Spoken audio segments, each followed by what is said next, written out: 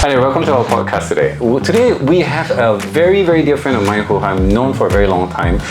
Since more than 10 years ago, I met him in Silicon Valley at Stanford when he was a student there. His name is Mohan Baleni, and he's gone on to do very, very big things in Singapore and in more specifically in the startup ecosystem. So we're gonna talk with him a little bit and then learn a little bit more about where tech is going and how tech is going to grow in this particular area. More importantly, also because this is a real estate channel, we're gonna ask him a little bit about what he thinks about that. Welcome. Thanks. Good to see you, sir. Thanks for having me. So I'm curious, how for everybody else benefit, can you tell us a little bit about E27, how you grew it and why did you start it in the first place? So E27 is a tech ecosystem platform and we mainly do business matching between startups, corporates and investors. And how many startups is in your ecosystem? All the way from here, 40,000 companies, I think. Yeah. 40,000 companies. We've got over 40,000 companies. All the way from here to Kazakhstan, Southeast Asia India. Primarily, but there's some from Central Asia, some from India, Mongolia, Australia, Yeah, but the main focus is still Southeast Asia. 40,000. So to circle back, right? If you really think about it, right? A lot of our activity started pre-Grab.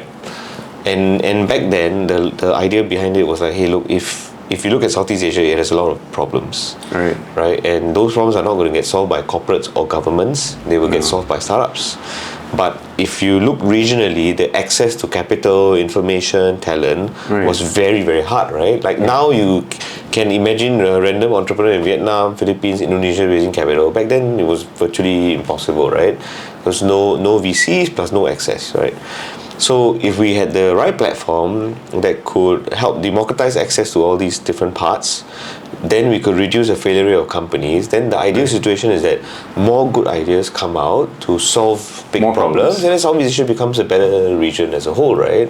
So that was why the platform was built.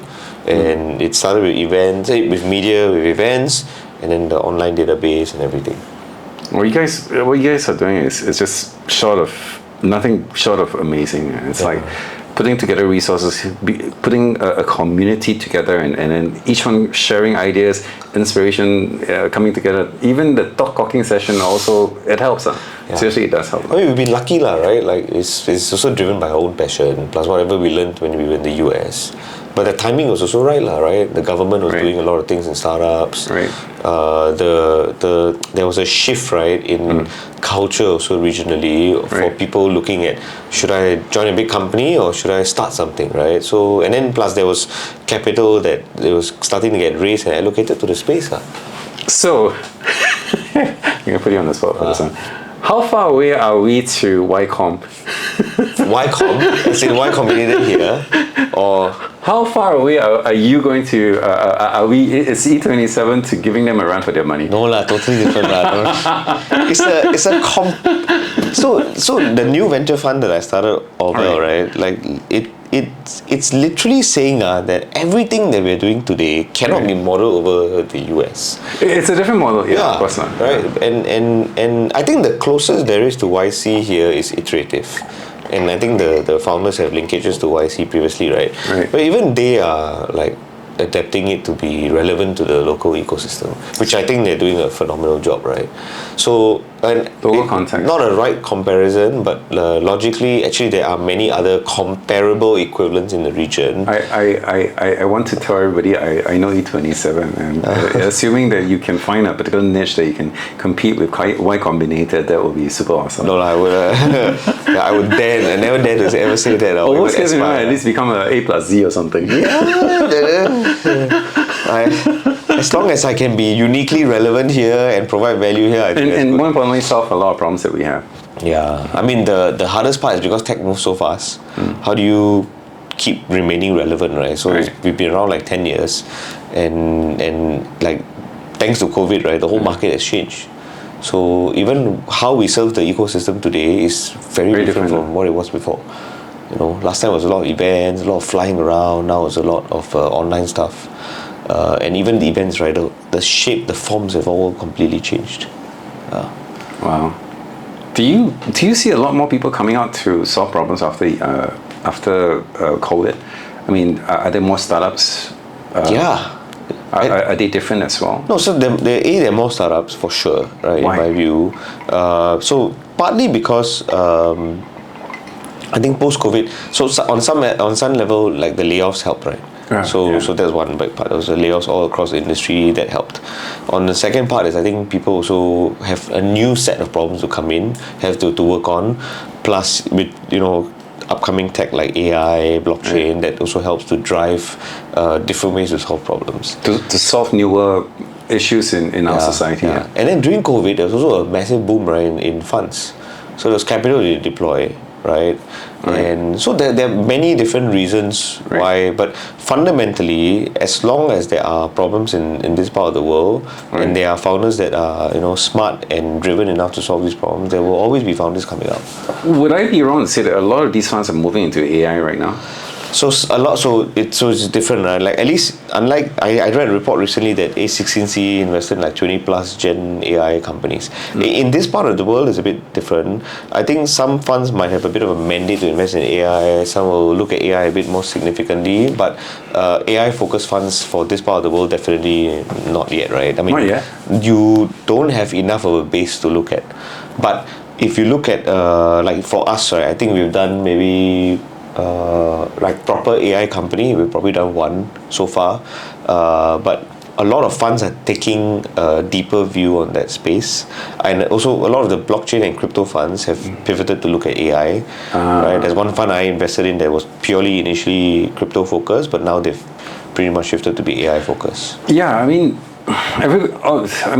ChatGPT really did a good one on us, and in order to replicate something like ChatGPT on even with a minuscule scale, somewhere even close to trying to compete with them, especially building something along that line, it's going to involve an insane amount of money. Yeah, exactly. I mean, which this region doesn't have the capital and also the appetite for. And more importantly, also, no offense, but the talent for it. Yeah, talent is another problem. Yeah. I mean, Sam Altman was YC's CEO for the longest time. He's freaking brilliant. Yep. Guy's brilliant.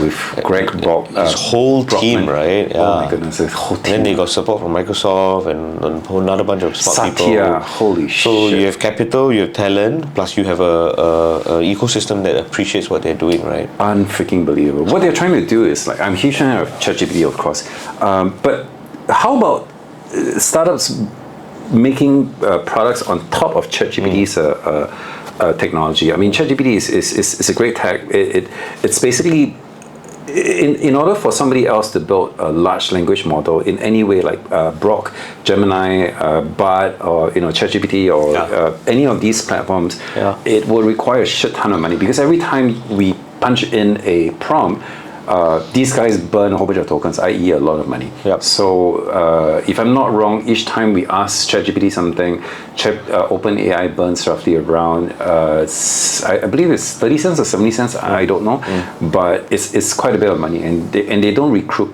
a lot of it. Not yet.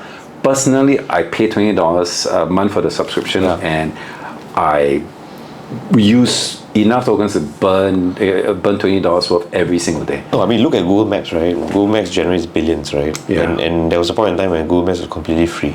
So they make money from businesses that use their location data. Yes. Right? And they do make a shit ton of money from it, right? So ChatGPT will obviously go down that path at some point where maybe businesses or certain segments, depending on the way they use them, or the quantity they use them, or the kind of prompts they use them for, they'll just charge them more for it, right? So it's very viable, right? That model. It's very different, They don't have their own database. OpenAI doesn't have their own database. It's basically a large language model.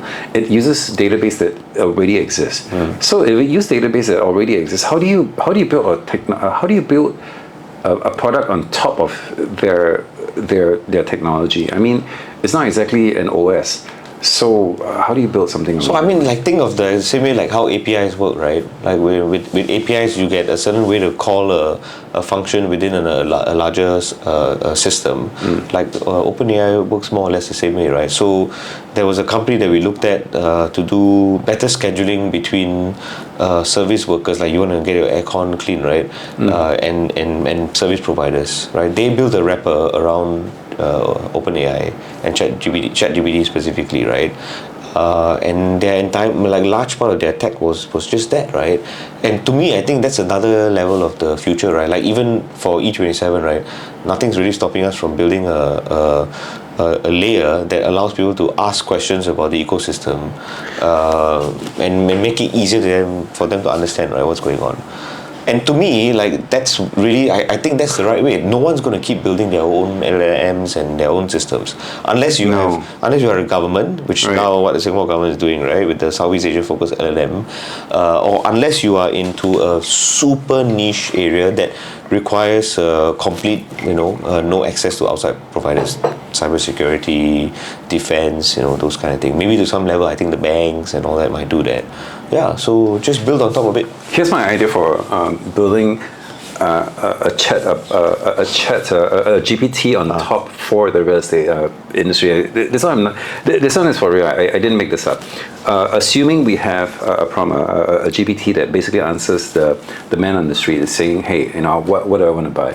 What can I buy? I have this amount of money. In the past, it's like, okay, give me all the information. You put it all in an Excel sheet, and then it requires somebody to look at it and basically make sense of this and then crunch the data. Yeah. I'll be surprised. I was actually thinking about it, but I don't think I can build it. I'm a little too old for that. But now that you have the ability to, use ChatGPT IE in the, the large language model of it, you feed it all the databases of past transaction, databases of all the listings in the current market. I mean, you can crawl the major websites, probably Guru and 99, get all the, the relevant data. And using that, you can even put in, you can even connect through via API with some of the current, more, it's like information from, I don't know, CNA or something like that, and then use some kind of algorithm to crunch these informations. You don't even have to tick boxes these days. You just go and ask your particular prompt. You can call it Mohan prompt, Mohan's real estate prompt, or whatever you want to call it, and then you just ask anything. You don't even have to type it out. You just ask it as though you're talking to somebody else. What can I buy? What's a good investment right now? And basically the prompt says, okay, based on your information, so it measures the thing. Because it's a language model, it's no longer, not just a database. So it bridges the databases from all the different ones, and then comes here. The fun starts when you tell the system, look at URA's plan for the next 20 years. There you go. Right, and tell me yes. Where to deploy the funds. So the initial part that you were talking about was very historical, right? Yes. The beauty of AI is tell me extrapolate. Where. That's the beauty of generative AI. Yes. Because you asking the system, me asking the system, completely different, right? Right. And that's the I think the real value. Like, look at where URA is planning and tell me based on that, where should I go? No, you don't only need the master plan, because the master plan is also, it's a very good piece of information, also very static.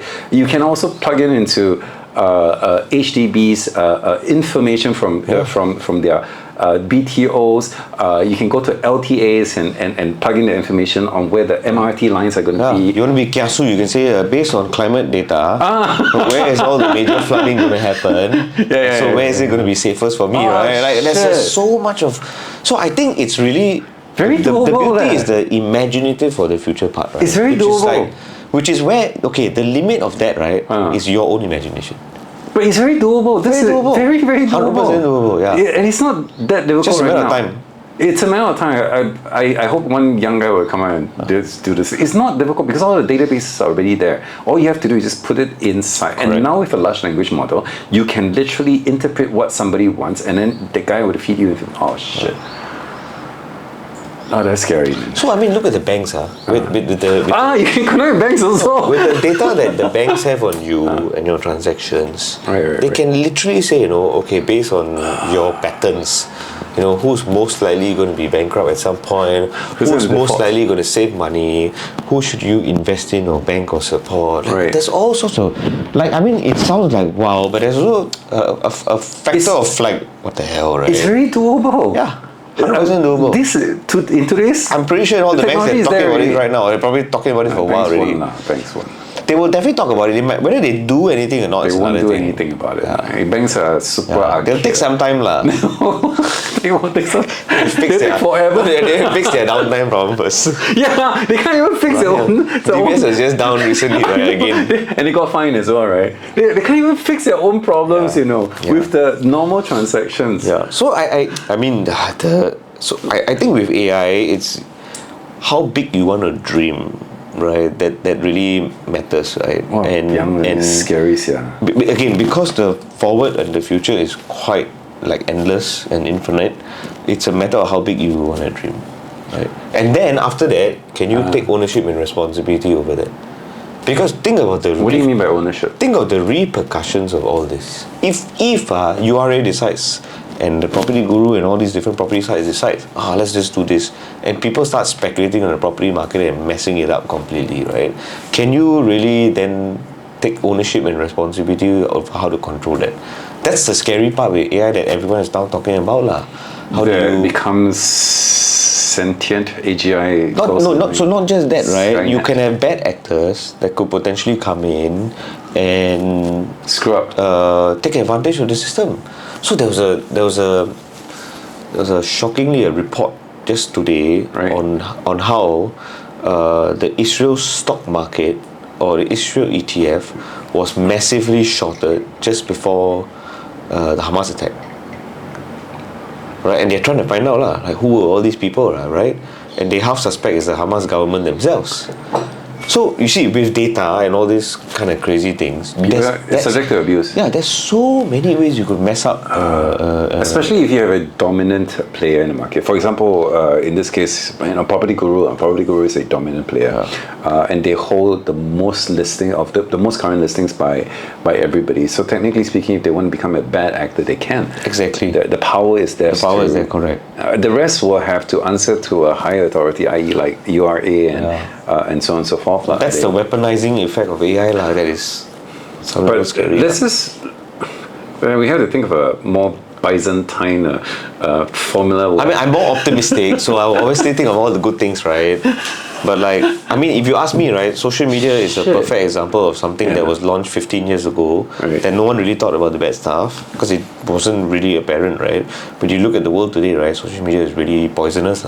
Beyond send me a link, right, that Rishi Ronak is considering banning social media for kids under the age of 16. And if you think about it, on some level, actually this makes a lot of sense. It makes a lot of sense. Would we have ever said that 10 years ago? Hell no, right? Like when I got my Facebook account and you suddenly tell me that this thing could affect your mental health and cause so many problems, I would be like, you're nuts, right? But at least with AI, I think we have a bit more wisdom today to realize that. Yeah, I've been trying to cut down my dopamine feeds because I realize I'm kind of addicted to dopamine right now, i.e. Surfing on social media and just, letting my finger... Doom scrolling. Right?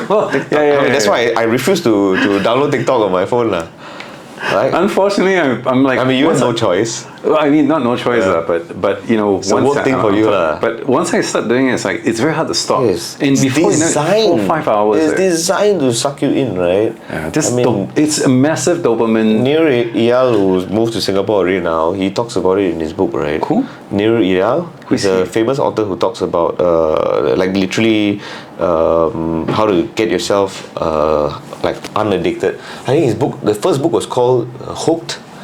Which ironically was to basically help companies figure out how to use tricks to hook people to their products. And his new book is called Indistractable, which is to do the opposite, right? Why did he call it Unhooked? You don't want to sabo himself. But simple things, I don't have notifications on my phone. I turn off all notifications. You got to so the interesting in the book says it's all the little tricks you need to do to get yourself out of it, But if I'm in Silicon Valley, what I'll do is every weekend I make sure I go on a very, very long either backpack or hike. Then I know for sure I won't be able to look at my phone because there's no reception. Number two. If I look at my phone while I'm hiking, I will fall into a ditch somewhere and die. So no, but the beauty of places like Silicon Valley is you have the you actually have the ability to disconnect. Yes. Right. I mean, I word is disconnect. really genuinely enjoyed doing that those days. But here is a bit harder, lah, right? You've Here's got to impossible. you got to take more active steps to do that. Here now you go in the tunnel in the MRT, you still got signal. Yeah, signal is very good, some more, right? Yeah. No, but like I've been thinking. In the past, basement 3, basement 4 car parks, no reception. Now got My car park still cannot make it, right? yours- Mine is still terrible. I have been thinking recently, right, to just take some time off, go to MacRitchie, they have like a 15 click or 10 click. 11 clicks. Yeah, around I there. did it right? once a week, so it's like, more than welcome do to it try. once a week? Yeah. See? You should come lah. Yeah, no, I was thinking, no, I deliberately want to do it alone, right? So to not have anyone and like, but yeah. Walk around is 11 clicks. I mean, depending which route, but the route I usually take is 11, 11 yeah. clicks. The one that goes on the treetop. And there's a cop out. Yeah, but I don't go treetop. Kind of boring. No, it's part of the road.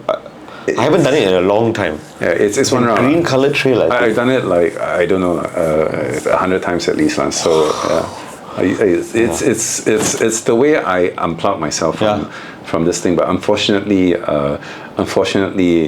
it's still very difficult because there's reception. There's only a 200-meter stretch on that trail. There's no reception. Oh, really? Only 200 meters. Okay. I know it very well because you catch Pokemon. Yeah. I used to do that a lot in MacRitchie last time. Yes. You walk one round, you come back, a few hundred. Yeah, you catch a few hundred, Pokemon. But it's a great place to unwind. It's really a great place to unwind. And here's the best part about it: 80-90% of it is covered. So it's literally you don't have to worry about the sun getting to you. The chances of you getting heat stroke also is very little because there's actually a water point in between. Probably actually true. Yeah. True. Yeah. Unfortunately, I've been wanting to do that to disconnect. it basically takes you about 2.5 hours to walk around. Unfortunately, it's not long enough to a break from my dopamine addiction, but at least it's a break. Yeah. Or meditate once in a while. I can't wapiang. I'm trying one new one, which what is the longest time you have actually been able to meditate? I mean, the actual meditation, if you ask me whether is it actual meditation, I doubt it's barely a few minutes now, right? Yeah. So the one I'm doing is I can't remember the name, some Indian name. I can check it out on my phone now. But it's like a 15-minute session, which no way I'm 15 minutes focused. It's too long. Yeah, but it's also somewhat guided, so it's a bit easier to concentrate, right? Compared to the ones where you are completely silent on your own, I think that one's very hard. That's why I will never do a silent meditation retreat. I can't. I'll go nuts. I will die. Yeah. 2 minutes already. It's like the thought of it just scares me. You're in your own demons inside your head. Vin and Beyond are like, go and do it. I'm like, no. I'm like, no thanks. Spend money, go 10 days in December, come back. I will probably be like, I go nuts. Yeah. The 10 days. 10 days. No. Yes, I can't do it. Okay, let's circle back around. Technology, as far as AI is concerned, right? Let's go to smart buildings. Okay. Where do you see? I mean, 40,000 companies. I'm sure there are a couple that is in at least trying to save the world, trying to preserve what's left, like our MacRitchie, and so on and so forth. Basically along that line. How far away are we from a zero carbon emission building? So, PropTech, right? The whole space, correct. like it's such a hard space to scale, right? The perception is always the go-to-market and the sales cycles are just very difficult. So within PropTech, you can break it down into many sub-verticals, right? Yes. You've got one that is consumer-driven, okay? Right. Your smart homes, your smart lightings and all that. Those are consumer-driven sector. You've got a second one that is driven around energy and saving costs, which is a pretty big sector now. Right. We in fact looked at a company there but said no, right? You got another entire segment that's driven around the construction element of it. Smart cement, drone tech, smart design software and 3D like printing of homes. 3D printing, yes, right.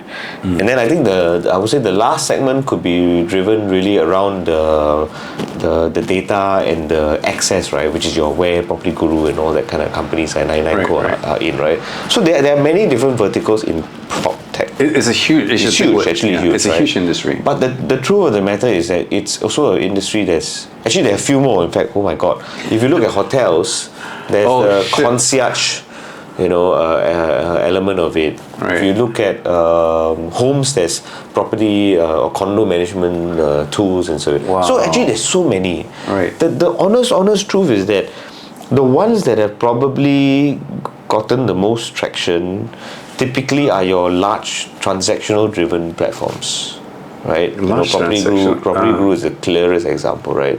Transactional driven platforms, they help people buy, sell, transact, and all that, right? Everything else in between, I think it has been, I feel from a venture standpoint, has been extremely hard to invest in, extremely hard to scale and grow. Because lack of... I think property developers are just extremely backward in their adoption of tech. So there's one company we invested in Indo, okay, called Ringkas, and that one the property developers are super involved and wanting to be involved because they're solving the problem of providing mortgage access to home buyers. These home buyers have the full capability to do so. The banks are just inefficient, so they're very slow. So they provide tech between the banks and the property developers. So for them, because it's transaction and revenue and sales driven, they are 100% on the roll and in. But everything else, I think there's a... The sales cycle is super there's always a perception of like, why... Super long. So I think that's the issue with PropTech. I used to own a building supply a product company, and the name is a little cheesy right now. Honestly, if you think about it, as a Manchester United fan, I named it Beckham Engineering. What? Beckham Engineering? Yes. I sold it. It's a little cheesy. I sold it in 2001, and I said, okay, enough of this shit. But it was a very long sales cycle. Most of the time when you try to make money in this particular field, i.e. supply hardware to builders, they will require you to go and talk to consultants, and then the consultants will specify it, and after that they'll need a whole bunch of documents and so on and so forth, and there's a whole bunch of different nonsense over there, and after you talk to consultants, you also need to talk to the architects, and then after that you need to talk to the building owner. So it's a very long sales cycle. Very long. At least 6, in order to get a brand new technology into the building, it's 6-7 years. And also you also basically, if the thing is not broken, people generally speaking, I don't want to risk my neck on it. If you're gonna build an apartment condo or a commercial building, you want to trust some random startup on some piece of the tech. That's true. So that's the other issue, right? Like it's a very, very difficult space to get. Now, in theory, your property tech-centric funds and family offices are meant to facilitate that process and make it easier, right? But it still has been very... But the appetite for them would be like, dude, your thing is so long. Like, how long am I going to wait before I get my... Most of the time it's to fix one of their own problems. And the challenge is that the moment you either get capital from them or you partner with them, it closes you up from everyone else. That's the other issue, right?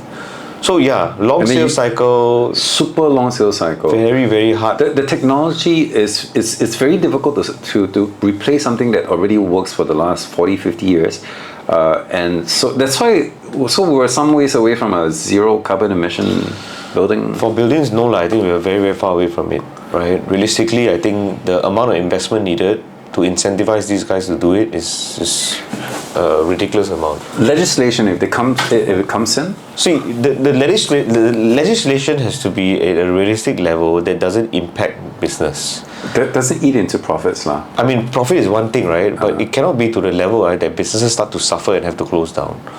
And what is the government going to do? Sure, they can mandate that you use smarter energy management systems, right? Which even if you plug in a great energy, the max you save is 10%.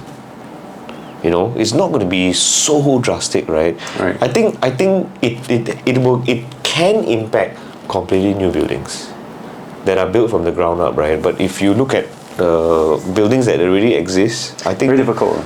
It's very. I don't want to be a skeptic, right? I mean, like I'm generally very optimistic with it, but there are also some real limitations to how much that can be done. One of Maple Tree, I think I need to get my friend in. He runs a lot of their operations. His portfolio is in the billions billions of dollars worth of buildings, and he is trying to implement a whole bunch of tech. I need to get him in on and ask him one of these days. Yeah. But I think one of the places to start would be basically to incentivize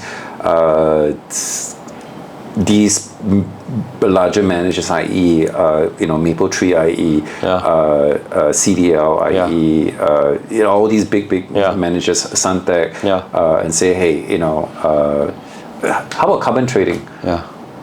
So what about carbon trading? I mean, if you incentivize them, like you say, if you get zero, you get like more tax write-offs or something like that. See, the issue is very complicated. It's not just government say do, right? Like it's multifaceted, right? Okay, on one hand, it has to make business sense.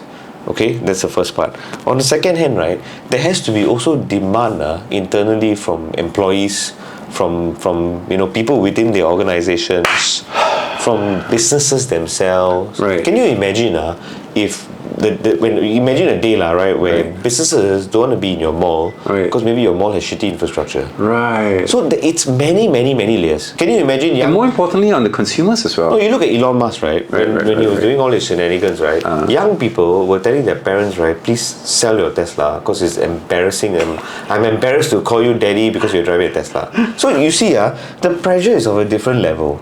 Why sell Tesla? Because Elon Musk was doing funny stuff with X and all that earlier on. This was like probably almost a year ago, right? Okay. So my point is that the pressure has to be multifaceted for your CDLs and your capital malls and all that. Right. Where it is not purely about dollars and cents or it's a nice to have, right? It has to be employee driven. Employees demand ESG friendly policies in the company. Right. Shareholder driven. Stakeholders. Stakeholders, right? Like actual shareholders who are demanding for ESG-centric policies. Then you've got obviously government policy driven. Then you've got costs. Then you've got tenants. Consumers. The consumers themselves, right? Like, and then you've got the media, right? Like, if the media starts to look at data and starts to investigate a bit more on the efficiencies of this building, and starts talking about how maybe inefficient some of them are, like, so a lot of this is going to take time. Right. And you imagine Vivo City having to shut down and renovate themselves to become more energy efficient, right? I mean, realistically, like, they're really not going to do it. It's hard, right? It's so freaking hard. Now imagine them telling the tenants, sorry, we 1 year have to shut down to become more energy efficient. Everybody's like, what the hell? But also transferring the systems, like, let's just say if they have a central HVAC over there, and in order for them to switch into a new, more efficient system, they say, dude, my water cooling system has been working for years. Yeah, but it's very inefficient. No, you have to try something new. And here's the best part, they do all of these things, right? The cost is going to go up, no? It's never cheaper. Yeah, that's true. Costs go up, the tenants suffer, consumers gets pushed on to consumers, right? Then the cycle just continues, and then what, right? Oh shit, I don't think it's really not so simple. It's a huge convoluted system. And that's why I say, right, like it requires time. I think it requires it's always incremental improvements over a very long period of time, where at some point suddenly everything will look amazing, right? But it will take a long time to do. Singapore's defense against climate issues is not something they started doing 5 years ago. They've been thinking about it for 20 years. Right? That's why all our MRTs have steps up, right? I think the PM spoke about it before. And they didn't. What about steps up? So all the MRT systems, the ones underground, why do they have a flight of stairs that you go up and then you take escalator down? Right. And the logic is that if flooding happens, the underground systems don't get flooded. And they thought about it a long time ago, right? And part of it was climate-related issues. 2 weeks ago, they brought this topic up again about building a Long Island. Long Island, yeah. You and I will be affected because we're East people. Yeah. Holy shit! And it's still under study. It's not a done deal yet. But according to, it's definitely in the works. And one of the reasons why they're thinking of putting that Long Island, in the east, is that they when climate change happens, not if but when it happens, this place, a lot of it will be underwater. The East Coast area will probably be the one most affected. Yeah, but this is an island, What happened to the West? Yeah. No. I mean, Yeah. Why the East also? I also don't understand. I don't see our East being higher than the West also. I'm also not sure why. I think it has something to do with the. We don't have a proper idea of the what the level is, right? Right. So I think on the it could be lah, right? I'm just purely guessing, right? That the coastal areas are maybe a bit lower and the central areas are a bit higher also. So that could be another reason why, right? But I generally do, because if you look at East Coast, it's full of tall apartments, right? Yeah, So I don't know whether that so the buildings maybe pushing and down a lot of it is reclaimed land. Yes. Yep, So that's true. we have, but well, Jurong has a lot of reclaimed land, but The whole of Jurong they don't has have reclaimed. tall buildings, lah. Yeah. Yeah, They don't have top building, but they also could have put barrages around, right? Yeah. We don't have that much of that yet. we don't have any barrages Yeah. right now. So I think one of the part of the plan of the Long Island is to create like a mini barrage area also Right. for water catchment also, right? Right. So it helps with the water Thing. issue. So, Yeah, it's very, very scary. but at least the good thing is we have a government that's very, very actively thinking about it and investing in it. Not active enough to implement a zero carbon. I mean, yeah lah. I still give them a lot of credit for everything that they've done so far lah. They've done really well so far in terms of managing them. We're supposed to have I cannot remember which project. It just escaped me. A zero carbon emission place, centralized aircon. Tengah, is it? Yeah. Well, there was a big cock-up, right? Yeah. I didn't read too much about it, but the aircon thing. there was a lot of struggle, right? Yeah, a bit of struggle. Yeah, I mean, good that they tried it out lah, and the struggles are part and Centralized- parcel of the process, right? Garbage collection. I mean, you need to do it. You need to have screw ups. Yeah. I mean, it's like Elon Musk didn't send rockets into Yeah. in space Rockets on need to day explode, one. yeah. He blew up a shit ton of rockets, and right now he's single-handed. He's still blowing up the new ones he for is. the Mars mission, yeah. Yes, but at least he has done the world so much good. Yeah. He single-handedly has more satellites in the entire world than the entire country of US and China and actually the rest of the world all combined. He has more. He has about 50% of the satellites in space right now.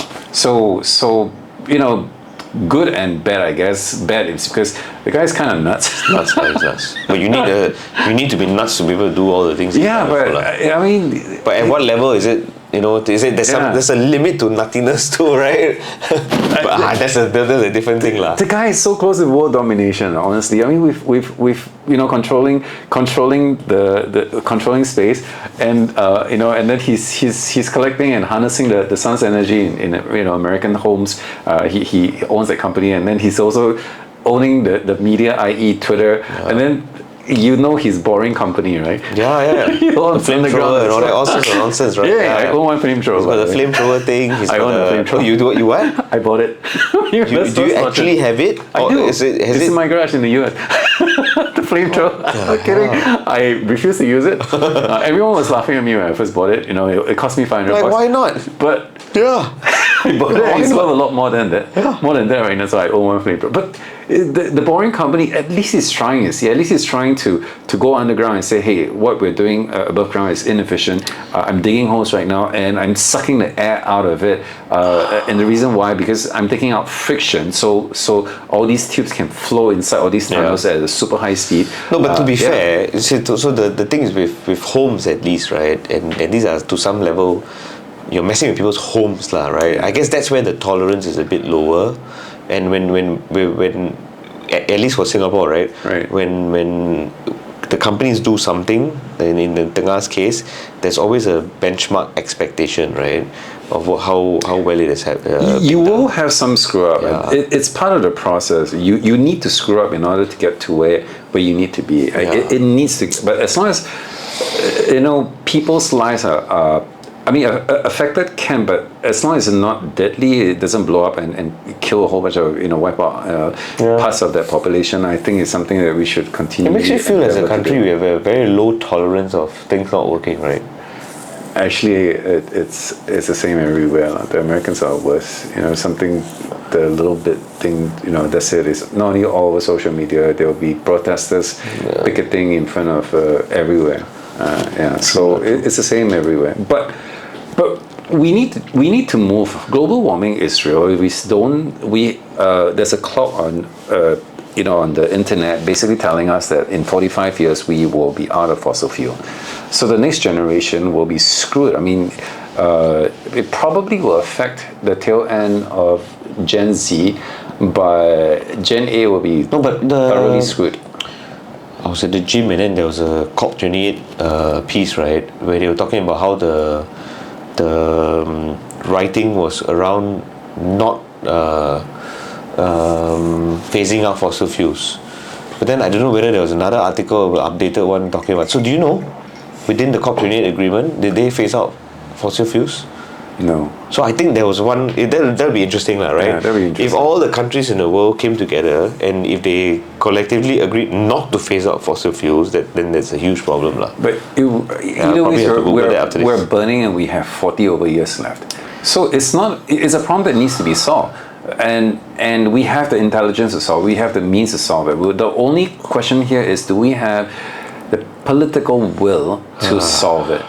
And more importantly, the powers that are in controlling the world right now, most of them have their fingers into oil fields, and they own a huge part of their wealth based out, that runs based out of fossil fuels. So you're going to have a lot of trouble with this. This is where sometimes having a more not non-democratic kind of system helps to push things forward on some level, right? Not when the cameras are on. When we are drunk, yes.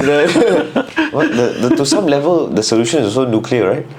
Yeah, the solution is nuclear. I totally agree. Nuclear energy, it's super clean. It's super the clean. Most logical thing to do. It's the only other option that we. I mean, wind is not viable. Solar panels only solve so much, but we're still a long way. Wind is good, but too small. Solar is also good. So actually, solar is still quite good also. We do have Natuna fuel. The gas, the net gas that is from Indonesia, but again we're burning maybe not fossil, but we're burning net gas. Net gas very, very clean, but still we're thinking that could be interim solution lah, right? Interim, but we need a longer solution. We have the sun, but we're still some ways away from solar. We're very long ways away from wind. You try to harness the movement of waves, we're also some ways away from that. The one that works is basically nuclear, but when you put nuclear, everybody was going to talk about Fukushima, Chernobyl and all that. Yeah, and then we're going to have poisonous sushi and recently tens of, which is very sad actually if you think about it. Yeah, I mean, I did think about it. No, I was like saying, if Singapore would actually build a nuclear plant, where the hell? Bukom and whole area, right? If they reclaim a whole bunch of land, we have a mini island. Yeah, but then our neighbors are going to complain. I mean, we're using it for live firing anyway, what? Right. Live fire is very different from nuclear. A whole bunch of ships and all that doing live firing. Nuclear. And then we're like, hey, we have a peaceful island supplying nuclear energy. No, I hear you. It's a very, very sensitive. Indonesia, Malaysia will cry foul. Yeah, I forget Indonesia. Sentosa already will cry, right? All your Sentosa Cove guys will be like, hey, what the hell, right? I don't be listening to So it's true. It's a very, very difficult thing, right? But really no idea, but we will run out of fossil fuel. I don't know why is this not even more spoken of. I mean, it goes back. How do you think about it? What is the islands that China built in the South China Sea? Shoal, what? Shoal, whatever. The one that has a airplane launch pad and all that. A whole bunch of them. Basically, okay. A lot of. I mean, imagine if there was an equivalent, right in the middle of South China Sea, that with like a shit ton of nuclear power plants, right, that could like literally power like half of ASEAN, right? The whole continent. I don't know, man. You need an Elon Musk equivalent to do something like that. If Elon were to put his mind into it, I think it will solve the energy crisis. But if he solves that, I tell you, the rest of the world would be very, very scared. No, he'll be assassinated. Think about it, right? The moment he starts to think about it, he starts doing that, right? He'll be killed somehow. And kind of, but please let him solve the problem first before I kill him. I mean, yeah, because the guy is brilliant, albeit a little idiosyncratic, but stop reading his tweets for coming out. It's the innovator's dilemma, right? Clayton Christensen, right? Like, if you think about it, if Shell tomorrow said he will go into nuclear or start doing stuff in nuclear, I think like disrupt themselves, right? it all boils down to leadership, right?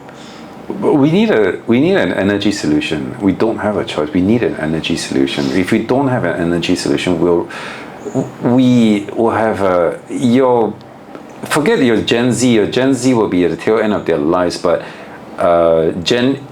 basically Gen A, you will have a massive problem with them. Your massive problem would be your A's would be, hey, we ran out of fossil fuel. We have no more power. Well, how the hell are we going to turn on our lights? Let alone our iPhones and. Well, I'm a bit more optimistic that solar will catch up. That there will be a bit more innovation in the energy tech space. Singapore not very viable solar. They have a big solar island. They have a big solar island. Got too much clouds. Near Tekong, right, or something like that. Too many clouds. In California, you'll be lucky to see one cloud a day. It's blue sky. Right? Over here, we'll be lucky to see blue skies because there's a lot of clouds. So the biggest problem with solar and why it's a bit more difficult to work over here because we don't have direct sunlight.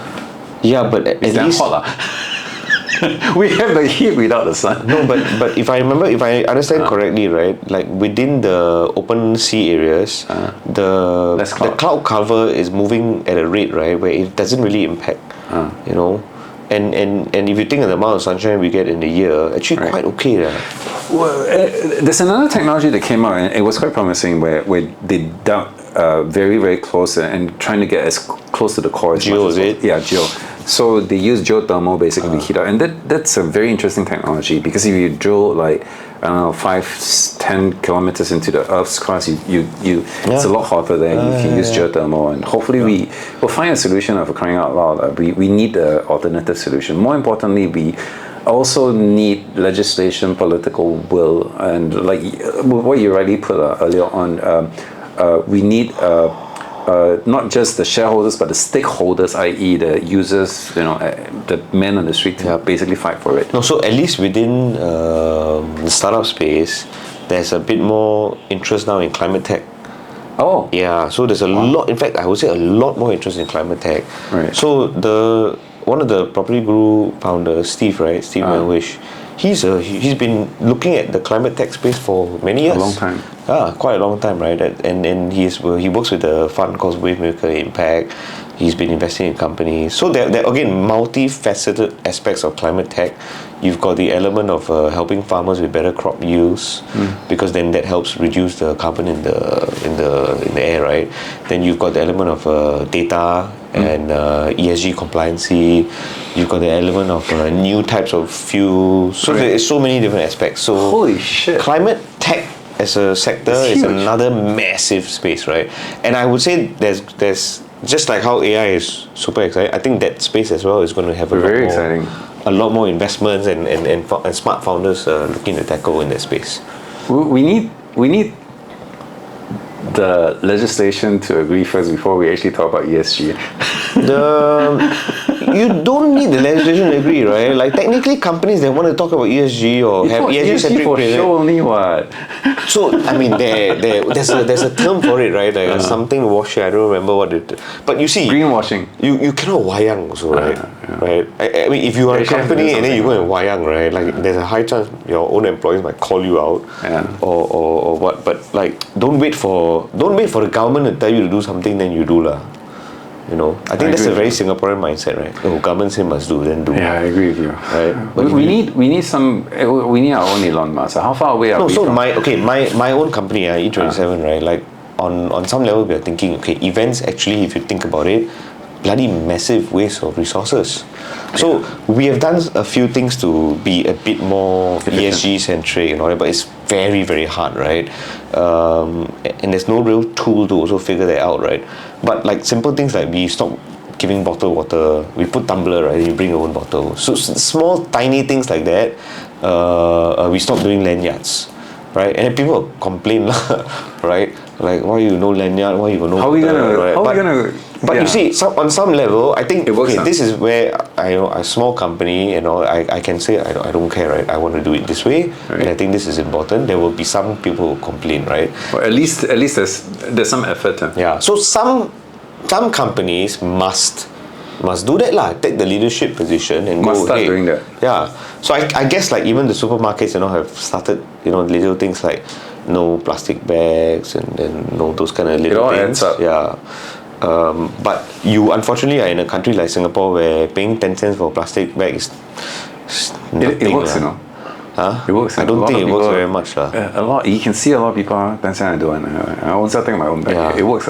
So my logic is like, what if you started doing $1, right? Oh, Yeah, it's even better. unreasonable, but that will shake people up, right? Like that will really make people say, hey, yeah, it's untenable now to do it the other way. So Singapore is damn good at fining people for all sorts of shit. Yeah.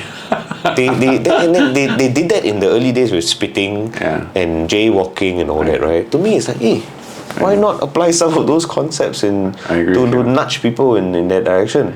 Not the nicest, but like, I mean, we are the kind of country that can do that.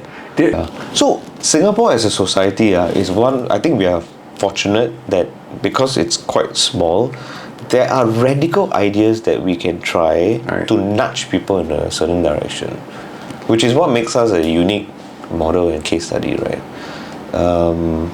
So yeah, I mean, when a lot of foreigners come, they are really quite amazed and shocked by all the little things. But I think that's what makes us so good. We've, as far as social graces is concerned, I think we have some ways to go. Yeah, that's a different topic altogether. Right? For sure but I mean, some ways to go. Bali banned plastic bags. Serious? Bali banned plastic bags quite a while back, They banned straws also. Yeah. So when you go to Bali and you see those plastic bags that they have, those are the composable kind. Right. I mean, Bali can do it, right? I'm sure we can too on some level. Compostable. Yeah, so those kind where it's made from don't know what other material, right? Yeah. So it will automatically biodegrade and compose if you throw it away. Right. They did that with straws and they did that with plastic bags.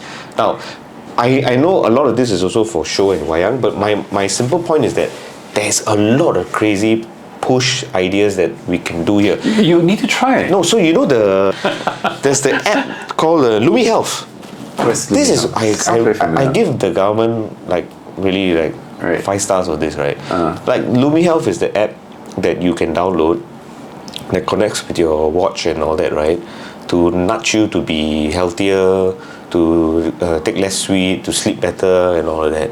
And then they give you points which you then exchange for a NTUC voucher, right? But to me, it's like bloody genius. Like this is the little government-centric social engineering that you do to nudge your people in a certain way. I think that's genius. 1 month ago, I found out about the gyms at Active at SG at Paki. And I'm like, are you kidding me? So every time I go down there, I go and teat the thing, I go into the gym. It's 150.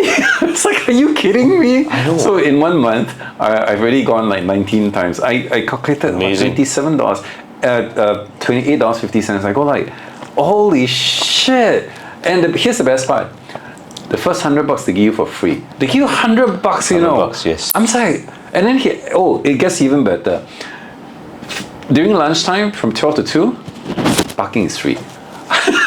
It's like, I don't have any excuse not to use the gym. I'm like, are you kidding me? Seriously? Yeah. So I usually go during lunchtime. No, it makes sense. Lunchtime is such a good time to go to the gym. Yeah, but there's a lot of people, and you see a very young people there. So I think the young have a bit of hope because a lot of them are exercising, and a lot of them are not just to get buff, but they are a lot fitter right now. Because they realize how it helps their mental health also, right? Yeah. But I think you remember the PM Lee's speech about diabetes, right?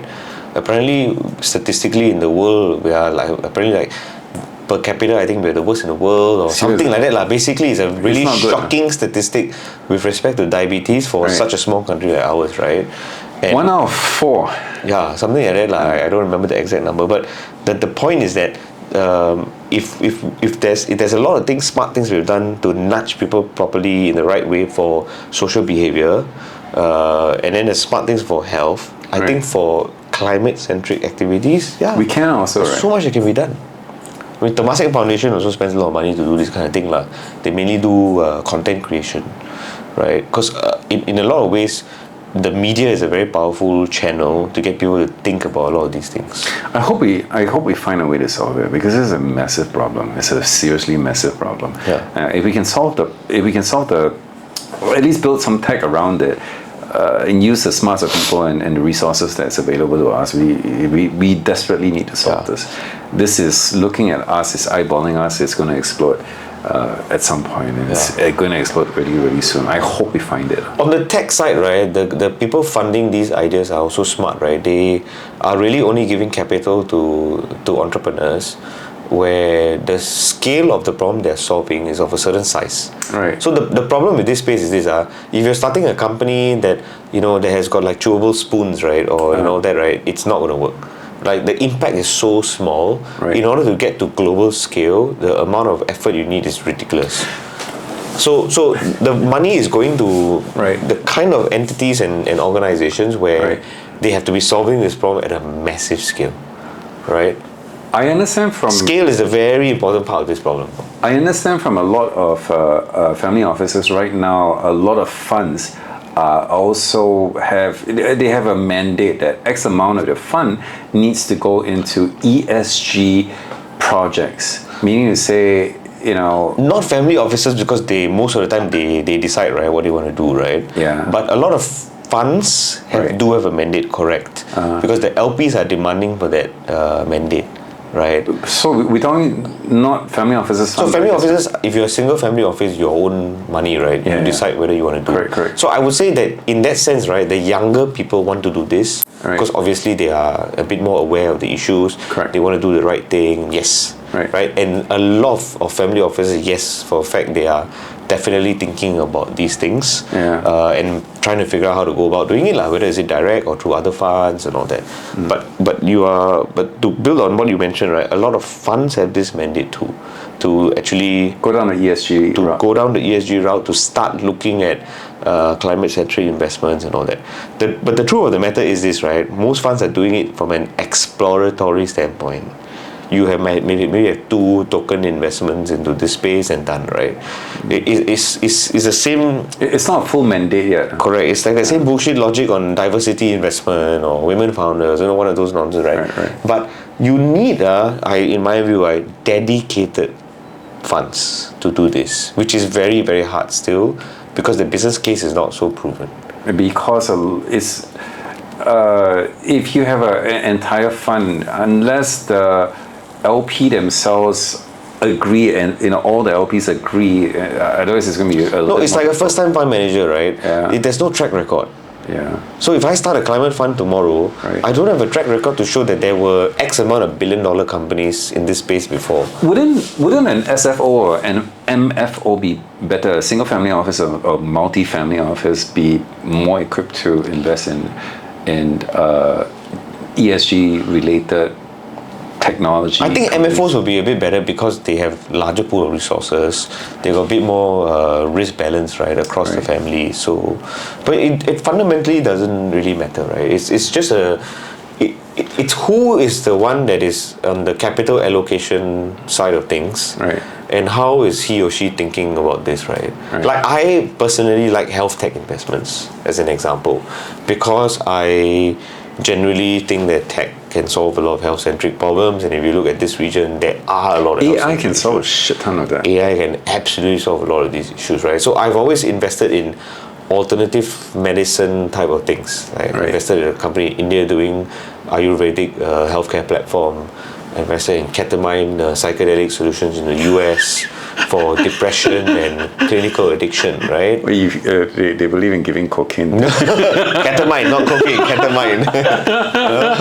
Right. Same effect. Yeah, but the LSD. So it has to kind of come from within, right? That, I have an interest in this space, put my money there, right? So you need to have enough people that have an interest there and that want to go beyond just purely making money, right? Do you have a lot of dealings with the family office in Singapore? Some, not that many, some.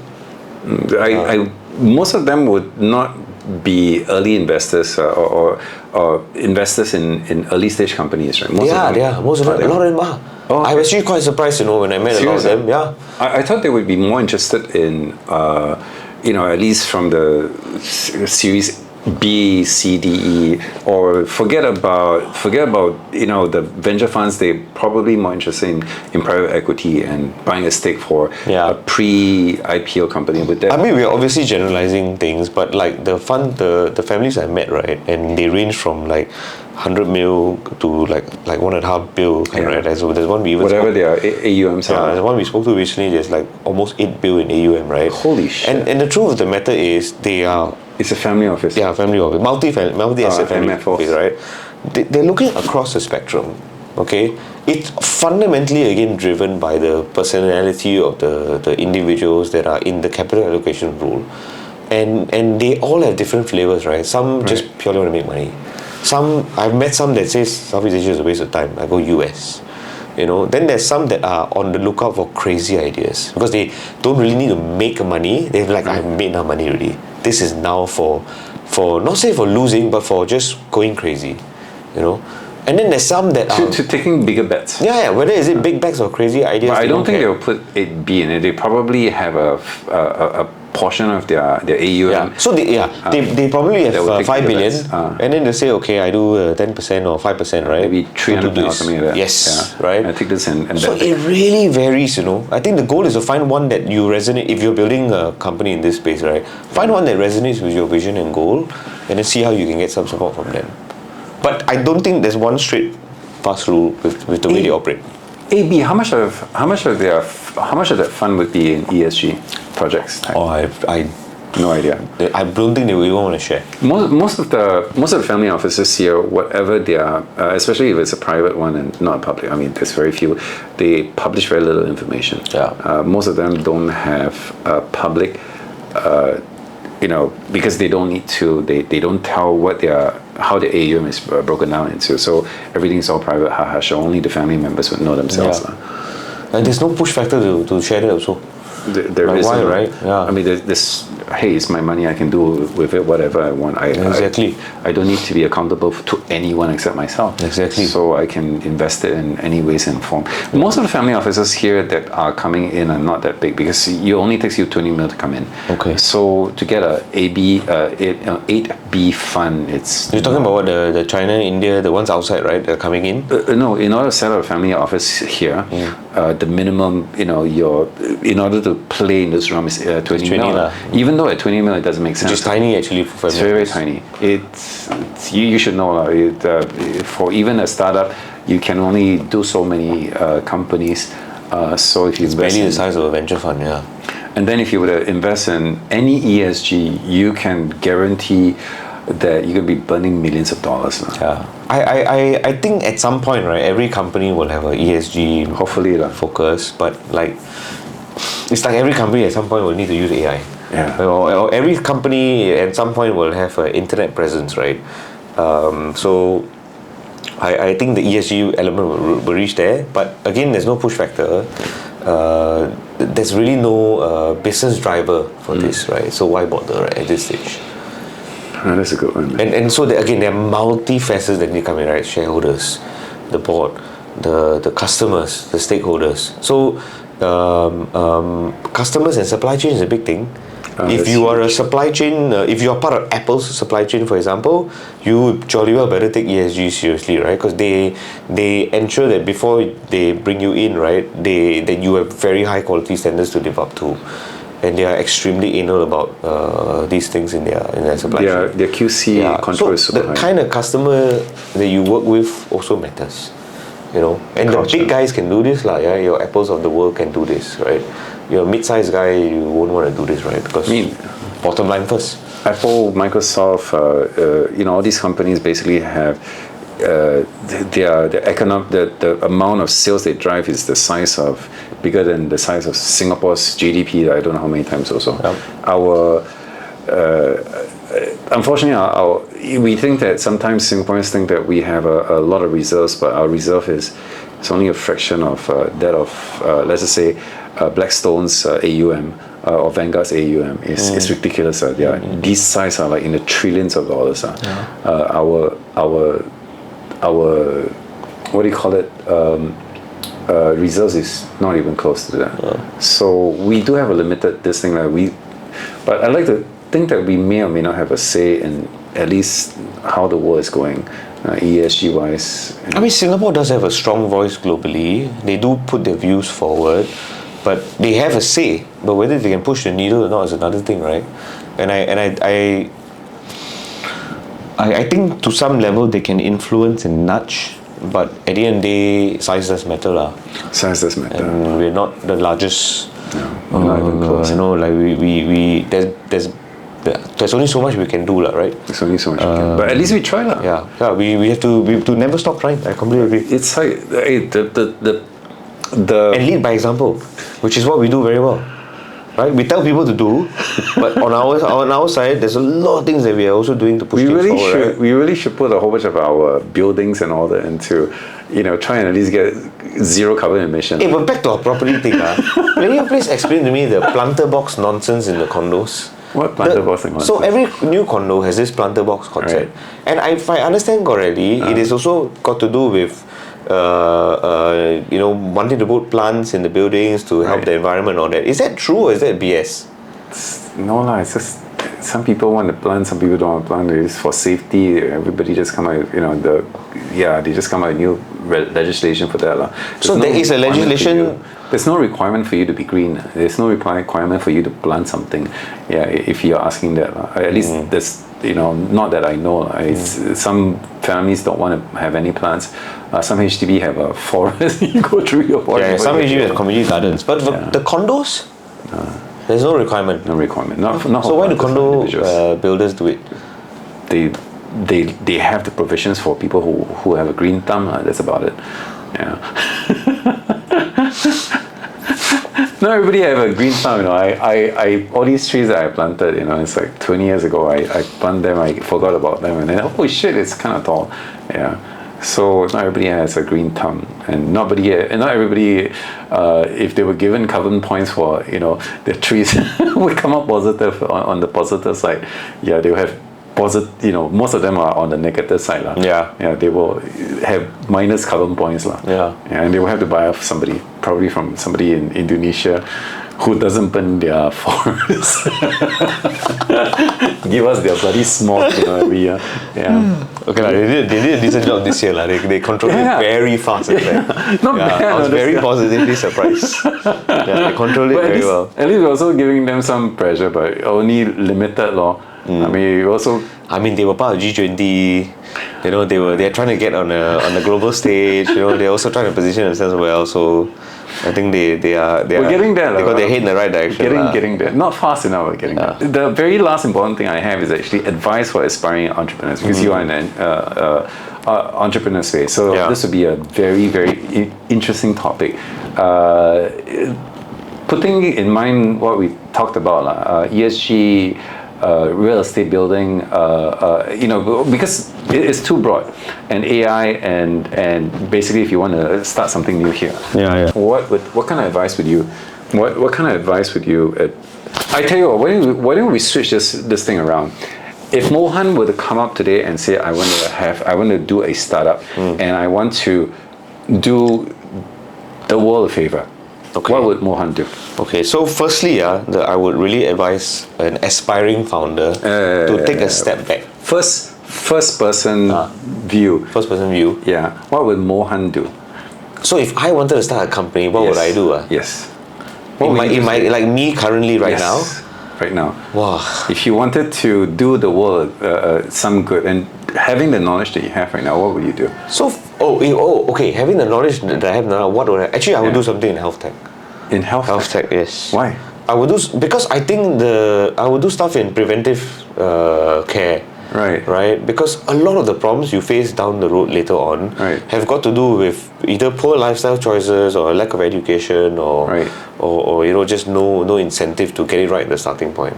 So I would look at a lot of preventive medicine or healthcare related ideas. So that's my own personal passion, right? And would you incorporate AI into it? Of course, 100%. Because it has to be customized to every individual. There's no one-stop solution that fits. But you only have, you're not a physician by trade, so your knowledge would be limited to just the tech side. I might have a doctor as a co-founder in a company lah. Actually, there are a few companies that are doing this now. Right. I mean, shout out to Mito Health, right? Kenneth, right? He's a smart guy and he has a good team working on this problem, right? But fundamentally, you see, with healthcare, right, the real value is in ensuring that the problem doesn't become so significant that you need medical care, right, which is by then either too late or too expensive and all that, right? The key is if you can by then. dial it back, right, and do the right things to ensure you have longevity of life and quality of life. That's preventive medicine. Yes, fundamentally the whole preventive medicine space. And within that space, you've got everything from exercise to vitamins, nutrition, to coaching, to mental health, to education. There's so many different things, right? And this is in line with our 2030, where we will see a quarter of our population aged 65 and above. So we need that. It's a huge there's space. nothing wrong with aging, right? Yeah. Right. The only problem that with aging is that if you're old and immobile or not functioning to your potential, that's when it becomes a huge problem. Like I literally saw a post today, right? On the left hand side was this like old man that was like all like fit and muscular. Yeah, super and then on the right hand side the guy is on a wheelchair, right? And the question to ask yourself, like when you become 60 or what, right? What position do you want to be in? Right. And everybody obviously wants to be in the healthy side, but very few people are willing to take the active steps to get there. And if you think about it, right, the science shows, right, you don't have to put in that much effort. No. You don't have to run 10K, actually. No. You walk 20 minutes a day is very good already. Yeah. So, and 80% of it or basically also kind of starts in the kitchen. Yeah. Nutrition is a huge part of it, right? Everything from nutrition, intermittent fasting, little things like that have a huge amount of benefit. Actually, everything that we've learned about nutrition in the last 30 years, right, a lot of it is wrong. Remember the food pyramid? You remember that in primary school or I don't know what, they used to teach us the food pyramid. At the base of it, you got pasta, bread, noodles. Right, same lah back then, right? The world wasn't moving so fast back then. But like the whole food pyramid, for example, right, is completely wrong actually, And so if we just use nutrition as an example, that entire space in the last 50 years has gone through so much of evolution. Yeah. Sugar? Remember that whole story on sugar and fat? The best analogy here is this. People used to tell us, the powers that be used to tell us, oh, you cannot eat too many eggs. Eggs is bad for you. Then after a few years later, oh, eggs very good. Blah, blah, blah, blah. Then after that, come back, oh, no, high cholesterol. Can only eat so many. Then after that, oh, very good. I was like, dude, when you guys decide, and you guys make up your mind, let us know. Yeah. It's like the flip-flopping was insane. So the large part of the problem is because, healthcare needs to be extremely customizable to the individual. And you don't have healthcare to that level these days. Okay, you do, but it's probably available in some far-end Swiss research institute, and you got to spend $100,000 a year, right? So it's very inaccessible to the general populace today. By what you say, I totally 100% agree with you. Intermittent fasting, zero money, and it uses. The idea is so simple. In order for you to become healthy, is stop eating for crying out loud. Yeah. And the human body shorten your eating window. Yes, in your body wasn't meant to eat 3 meals a day. It was meant to eat once every 3 to 4 days. If you go out and gather and hunted something, then you take that home and you eat it, and you only got to eat once to 3 to 4 days. Breakfast was a scam to help you drink milk. Remember that story, right? And cereal, yes. They built cereal so you can drink milk. Right. Cereal was the mechanism to get you to drink milk, right? And like people are like, you don't eat breakfast? I'm like, no, you don't need breakfast. Yeah, you don't. The worst is when you eat the noodles and the nasi lemak in the morning, right? Once in a while, it's totally okay. Like I go enjoy a prata with my wife once in a while. That's perfectly fine. Right. But the point here is that there are very fundamental knowledge misunderstandings in our life, right, with respect to food. But the deeper problem is this: what might work for you totally might not work for me. Yes. And that's why I say, right, if I really started a new company, I'll take a whole step back and look at preventive medicine. Breakfast of champions, what a lie. But they didn't. But I mean, in all fairness, they didn't know it themselves. They thought they were telling truth. No, they absolutely knew it. So it was a They're sinister- lobbyists. They were paid to keep their mouth shut. That was 60s lah. Yeah, they were paid to keep their mouth shut. Breakfast of champions. Yeah. All this marketing. It's Remember not even Milo, there to remember the say. Milo advertisements? Yeah. I still remember the ring in the Malay version, right? Mino Milo anda jadi sehat dan kuat. You drink Milo, you'll be healthy and strong. Bollocks, right? You get diabetes. Too much sugar. Yeah, it's a shit ton of sugar, right? Yeah. So- and then the amount of sugar there is in one normal can of Coke was ridiculous. Yep. And then after that, okay, never mind, we got aspartame. Yeah. Yes. I'm going to say thank you because I need to end this thing. Yeah. Thank you. Thank you for having me. Thanks. This was fun.